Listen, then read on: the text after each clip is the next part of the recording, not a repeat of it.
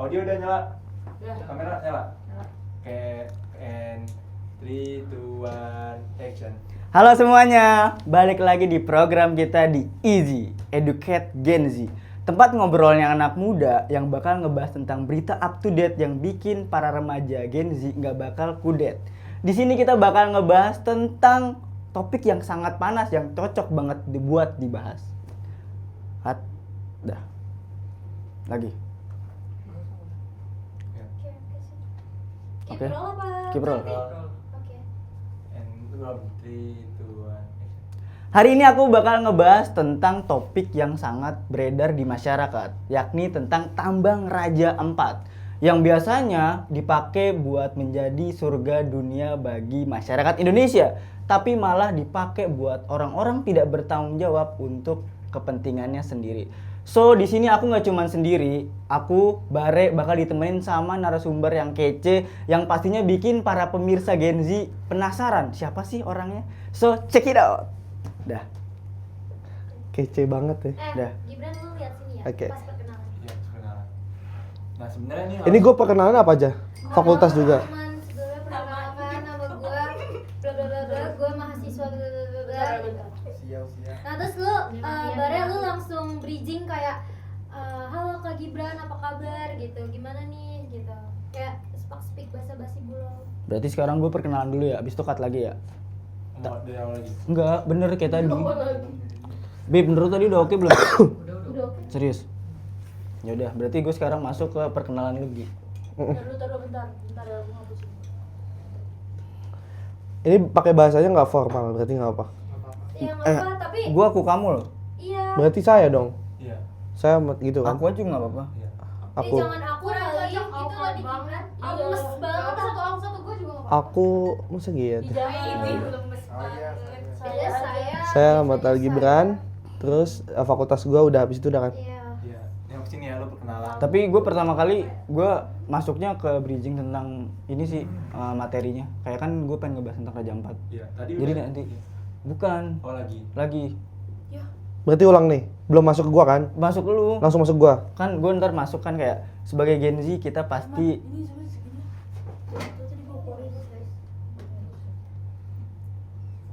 Ini matiin nggak si bocil? Matiin dulu aja. kan gue kan ngomong nih Gi, kayak sebagai Gen Z mahasiswa UIN pastinya kita peduli banget sama yang namanya lingkungan. Nah, pas banget di sini aku nemuin narasumber yang paham banget tentang lingkungan kayak gitu. Oke, dengan Mas ini ntar kita Caranya. Audio on, kamera on, studio silent, ready 3 2 1 action. sebagai mahasiswa Gen Z, kita pasti peduli banget sama yang namanya lingkungan. Pas banget di sini aku ngebawain narasumber kece yang pastinya paham banget tentang lingkungan. Oke, boleh perkenalkan diri, Mas. So, halo guys. Nama saya Ahmad Gibran dari Fakultas Syariah dan Hukum UIN Jakarta. Oke, di sini aku Bare sebagai presenter bakal ngebahas tentang Raja Ampat pastinya. Dan of course sebelum itu kita mungkin boleh minum-minum santai dulu kalau Oke, Mas Gibran siap. mau. Ya.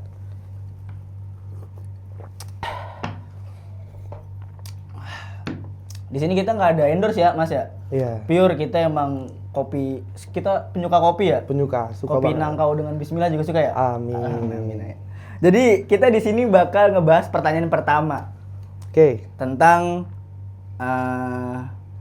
kalau Mas Gibran dengar kata Raja Ampat, apa sih yang langsung kepikiran? Kan biasanya nih orang-orang timur tuh kan menganggap bahwasannya Raja Ampat itu surga dunia. Betul. Kira-kira apa mungkin dari benak Mas Gibran? Oke, jadi kalau kita dulu ya sebelum adanya tragedi sekarang atau apa bisa kita bilang sesuatu yang sedikit mengecewakan masyarakat Indonesia lah, ini Raja Ampat. Dulu mungkin kita kalau mengenal atau mendengar kata-kata Raja Ampat ini kayak salah satu destinasi wisata yang pengen banget kita Iya. samperin gitu kan, pengen banget kita kesana gitu. Tapi melihat sekarang keadaan Raja Ampat yang sedikit miris ya bisa dibilang, Iya, karena benar. adanya sekelompok yang kurang bertanggung jawab yang memang kondisinya mungkin ada kepentingan dan akhirnya itu merusak ya. Tidak hanya merusak lingkungan ini, tapi di terumbu karangnya itu sampai ke dalam-dalam mungkin ke situ. Jadi kalau kita lihat dari sisi dari sisi kita saat ini, kebetulan kita kan Gen Z gitu, jadi ini sedikit mengganggu dengan keberadaan tambang nikel yang ada di Raja Ampat sekarang gitu sih. Oke. Terus berhubung dari Mas Gibran sendiri selaku mahasiswa hukum ya, Iya. kira-kira ada nggak sih dari kita selaku masyarakat Indonesia itu menegakkan hukum seadil-adilnya untuk para oknum-oknum yang tidak bertanggung jawab ini? Oke, baik. Kalau dari segi hukum memang sebenarnya Raja Ampat ini saya jelaskan dulu, bahwasanya memang Raja Ampat ini sudah legal. Oh, sudah legal? Ya, dari 2013. Oh, Dari mungkin dari presiden kita sebelumnya itu sudah legal sebenarnya. Tapi yang salah di sini kan mereka merusak lingkungannya kan. iya benar. Karena di situ ada B3. B3 tuh bahan berbahaya lah kalau dalam AMDAL ini. Jadi memang kalau tadi dari pertanyaan Mas Bare itu kayak gitu Raja Ampat tuh sekarang kayak gitu. Berarti untuk para masyarakat di sana nggak bisa menuntut hukum buat orang-orang yang tidak bertanggung jawab ini apa gimana, Mas? Oke, jadi kalau ini yang sedikit rancu juga. Jadi malah banyak juga nggak sedikit masyarakat di sana yang mendukung ini karena dibilang nikel tambang nikel ini malah bermanfaat bagi masyarakat karena banyak yang kerja di sana kan. Oh. Kayak gitu. Makanya sedikit tumpang tindih lah sedikit. Iya. Makanya ada yang bilang ada yang nggak terima karena alam kita dirusak dan ada juga yang bilang bahwa nggak apa-apa di sini ada tambang nikel jadi banyak yang kerja di sini gitu. Tapi kan sebenarnya sudut pandangnya itu berbeda ya. Sebenarnya kalau misalkan kita komparasikan dengan pendapatan masyarakat kan itu bisa dengan cara lain gitu. Iya. Gitu. Cut dulu. Si bener tuh anjing. Tapi keren anjing. Nyambung loh. Nyambung ya. Oh, tinggal. Udah kan? Audio on. Audio udah on belum? Kamera on. Studio silent. 3, 2, 1, action. Oke, Mas Gib, untuk sekarang yang pengen aku bahas yakni ini sih Mas tentang hukum di sono. Kira-kira bagi oknum gak bertanggung jawab ini apa sih yang bakal didapat dari mereka, hukuman yang emang pasti dari pemerintah gitu sesuai hukum?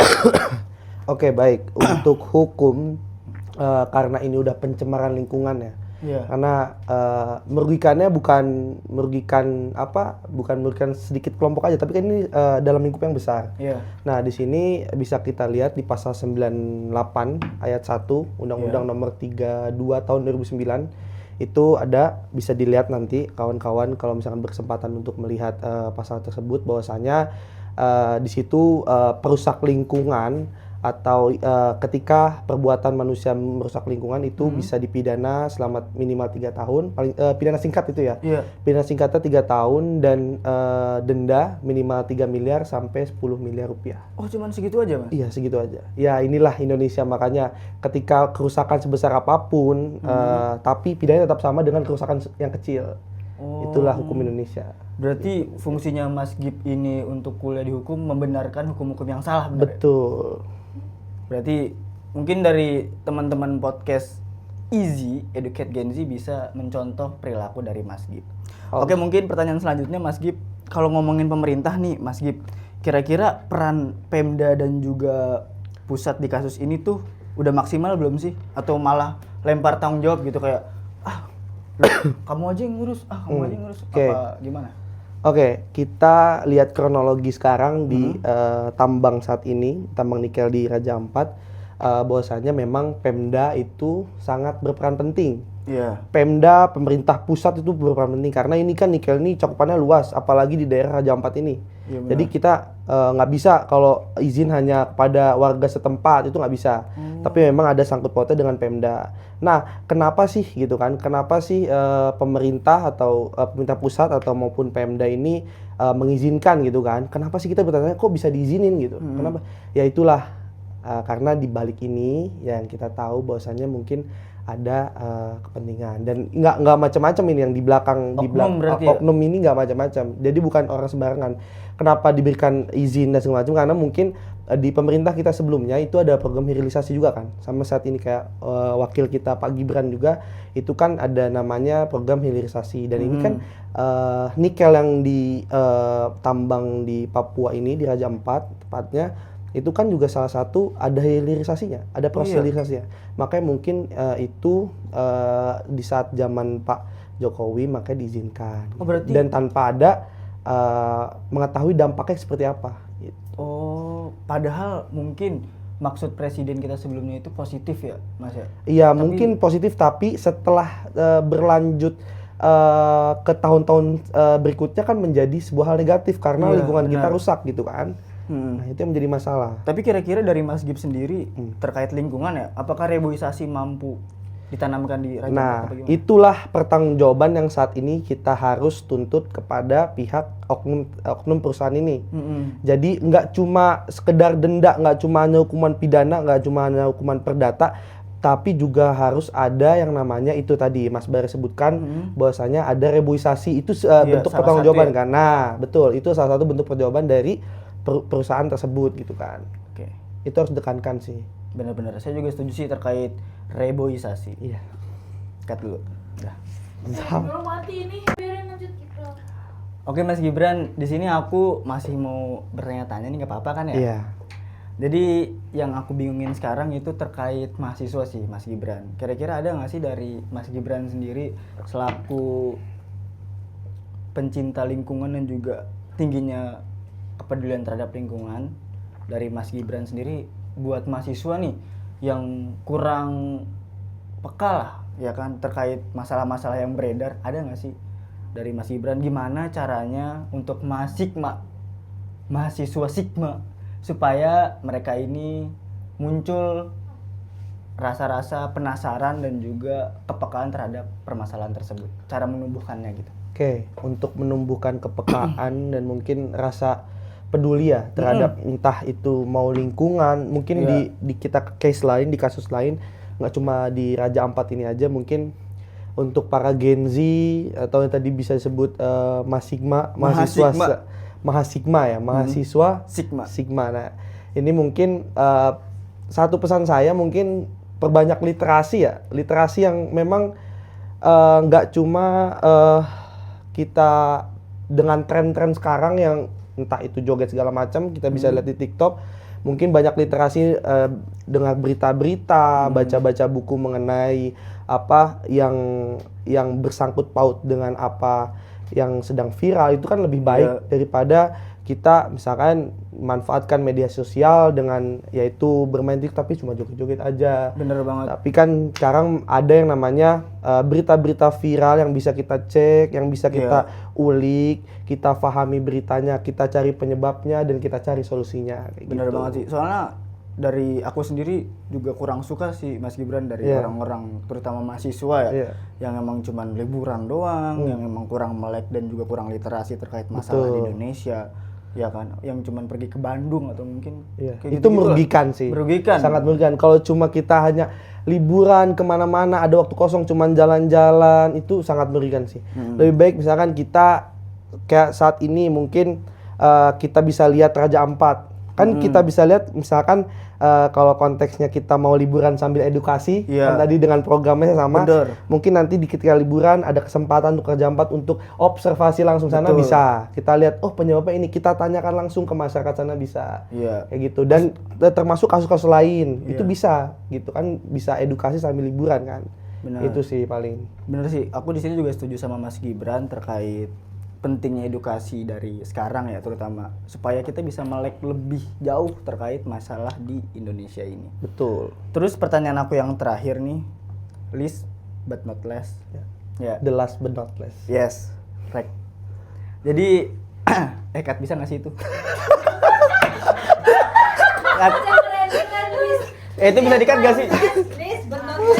Last but not least. Lupa gua kan. The last but not least. Last but not least. Full lagi nih. Gimana full lagi nih? Aku udah nggak Last pusing but juga not loh. least. Udah. Sama-sama. Kok masih kan? Gue lupa aja. Apa sih itu aja tadi? Jelek anjir. Itu salah. Last but not least. The last but not least. Les yang air terakhir blender. dan tidak bisa dilupakan. Yes. Last but not least. Last but not least. Jangan bukan last but not last ya. Iya. Salah, Cok. Udah yuk. Namanya manusia. Yuk.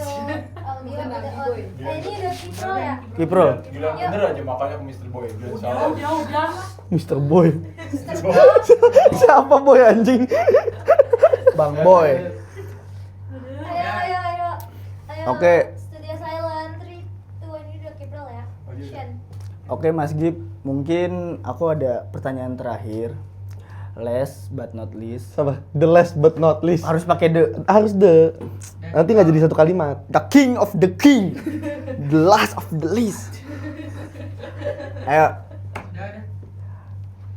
Oke Mas Gip, mungkin aku punya pertanyaan terakhir. The last but not least. Oke. Terkait apa sih pendapat Mas Gibran atau mungkin harapan lah untuk kedepannya supaya kelakuan di Raja Ampat ini tidak terulang lagi atau mungkin peristiwa yang buruk seperti ini tidak terulang lagi. Ya. Bagaimana Mas? Baik, untuk kita belajar pengalaman dari Raja Ampat, pastinya kita nggak mau lah kejadian ini terulang lagi, dan mungkin jangan sampai kasus-kasus perusakan lingkungan, kasus-kasus hukum yang sekarang ada di Indonesia itu tidak terulang lagi. Mungkin ya kita bisa berkaca kembali saat ingin melakukan sesuatu, saat ingin memberikan kemaslahatan untuk masyarakat. Maksudnya ketika ingin berniat baik tapi lihat juga apa dampaknya. Nah gitu ya. Tapi dan saya berharap mungkin untuk anak-anak Gen Z, para mahasiswa nanti yang mungkin adik-adik tingkat kita dan abang-abang tingkat kita yang sudah menjadi sarjana, mungkin ya ini peringatan bahwa buat kita semua bahwasanya Indonesia ini tidak sedang baik-baik saja. Betul sekali. Nah kita harus tetap melek, kita tetap waspada apapun itu yang terjadi di Indonesia ini, itu menjadi PR kita juga. Benar. PR kita sebagai Gen Z. Kan katanya 2045 mau generasi emas nih. Iya. Nah, generasi emas. apakah itu bisa terjadi atau enggak kan tergantung semuanya di tangan kita. Iya. Ketika ada masalah sesuatu kita bersuara, ketika ada apa-apa kita nggak diem aja gitu. Kalau zaman dulu nih kan mahasiswa zaman dulu ketika ada sesuatu yang kurang cocok dengan kepentingan masyarakat yang sebenarnya, itu kan bisa kita langsung langsung kita aksikan gitu kan. Betul. Entah ke gedung DPR, entah ke gedung Pemda segala macam. Tapi kalau kita lihat pada mahasiswa zaman sekarang kan harus ada dorongan dulu. Betul. Ketika memang ada konflik, baru misalkan ketika ada dorongan dari kating-kating mungkin ya baru ada ayo kita aksi baru. Kalau zaman sekarang kan gitu, nggak ada kesadaran diri sendiri kan, mungkin karena itu dari pribadinya yang sudah berubah ya, dari culture kita yang dari zaman dulu sekarang tuh kan beda sekali gitu. Dan kalau dari dulu tuh misalkan kalau kita bisa lihat, mau mahasiswa yang kutu buku, mau mahasiswa yang aktif dalam organisasi itu ikut serta. Kalau namanya udah kepentingan masyarakat. Tapi kalau sekarang yang masuk kutu buku, yang main game, yang ingin diskusi-diskusi, yang aksi-aksi, kan itu jadi memecah belah ya. Nah itu kita harus bersatu lagi gitu sih Pak. Saya juga setuju sih terkait zaman sekarang kurang melek terkait informasi dan juga permasalahan ya di Indonesia lah. Tapi saya tadi mengutip bahwasannya apakah di 2045 akan muncul generasi emas atau mungkin generasi cemas? Iya. Ada dua kemungkinan. Udah itu dulu. Tadi bisa nggak di ending gue yang terakhir? Jadi sebelum gue closing, yang gue Dijadiin ke belakang. Pindahin ke belakang gitu maksudnya. iya, yang tadi enggak, maksud gue yang tadi udah bener. Yang gue ngomong, yang gue nggak di TV. Audio Rolling action gitu. tadi nggak gitu. Audio on. Kamera on. Studio silent. 3, 2, 1. Action. Wah, nggak kerasa banget Mas Gibran, kita hampir setengah jam ya Iya. berbincang santai, ya kan, sersan bahasanya, serius santai, serius tapi santai. Dan mungkin buat teman-teman Gen Z, makasih udah nonton kita di podcast Easy Educate Gen Z. Di sini mungkin teman-teman buat para penonton setia Easy bisa mengambil hal-hal yang baik dan juga membuang yang buruknya, dan juga semoga bisa mengaplikasikan dari perilaku Mas Gibran dan juga apa yang diomongin dari Mas Gibran. Ya mungkin saya Bare selaku presenter pamit undur suara dan mungkin Mas Gibran ada closing statement buat. So ya dari saya Ahmad Al Gibran mungkin kembali lagi kepada statement saya awal bahwasanya mari sebagai mahasiswa yang berguna, bukan hanya kita menjadi mahasiswa yang istilahnya kupu-kupu, Betul. kuliah pulang, ya kita kembangkan lagi diskusi kita kembangkan lagi pola pikir kita terhadap perkembangan Indonesia zaman sekarang. Benar. Bahwasanya kita memiliki cita-cita, kita mau bawa bangsa ini kemana. Jangan cuma omong saja, kita harus ada aksinya. Terima kasih, mungkin itu dari saya Mas Bare. Oke, terima kasih. Mungkin kurang lebihnya mohon maaf. Yakin usaha sampai. Hidup mahasiswa. Hidup mahasiswa.